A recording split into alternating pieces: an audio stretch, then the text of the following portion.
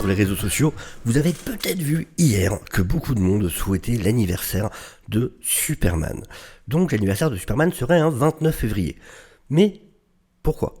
Est-ce que c'est vrai ? Est-ce que c'est canon ? D'où est-ce que ça vient à l'origine ? C'est ce qu'on va voir tout de suite. Alors, il faut savoir qu'à la base, la première fois qu'il a été établi que l'anniversaire de Superman tombait un 29 février, c'était dans une lettre, en fait.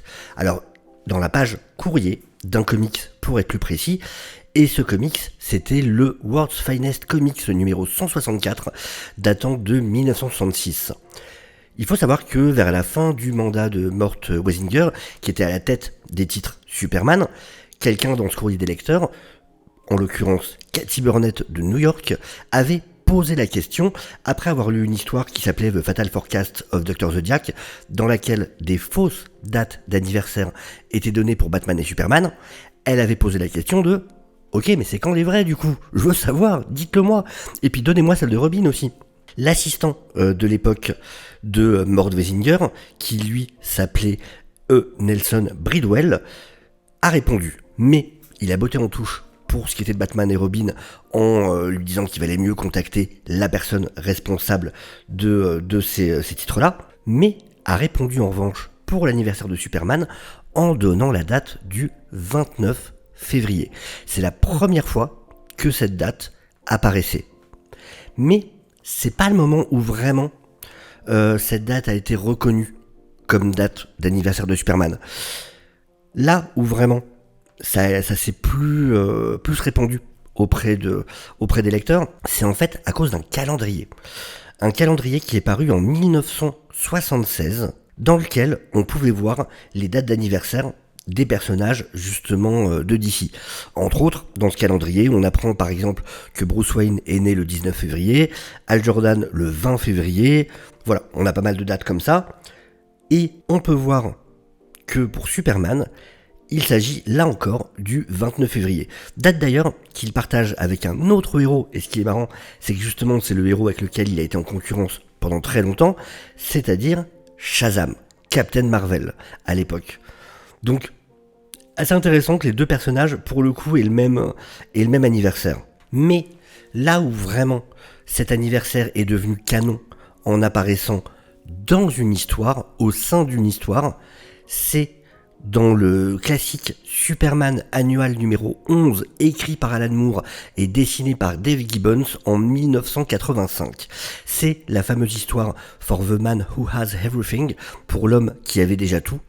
Histoire dans laquelle Wonder Woman, Batman et Robin rendent visite à Superman à l'occasion de son anniversaire. Ils vont en fait le voir à la forteresse de solitude. Dans cette histoire, Mongul piège Superman en lui offrant une fleur, ce qu'on appelle les Black Mercy, qui est une plante symbiotique extraterrestre qui se connecte à l'esprit de l'hôte et lui donne des visions de son monde parfait, en le berçant jusqu'au sommeil. Dans le cas de Superman, il voit une version de sa vie où Krypton n'aurait jamais été détruite. Et il va être furieux d'ailleurs lorsqu'il se réveille et découvre qu'il perd tout ça, qu'il perd sa planète encore une fois. Après ça, bien sûr, il y a aussi eu une très célèbre couverture du Time Magazine dans lequel il y avait un article pour les 50 ans de l'anniversaire de Superman. Et cette couverture, enfin ce magazine, est sorti le 29 février 1988, même si la couverture, elle, est datée du 14 mars. Cependant, si Superman est né le 29 février, ça signifie qu'il a atterri sur Terre quelques temps après.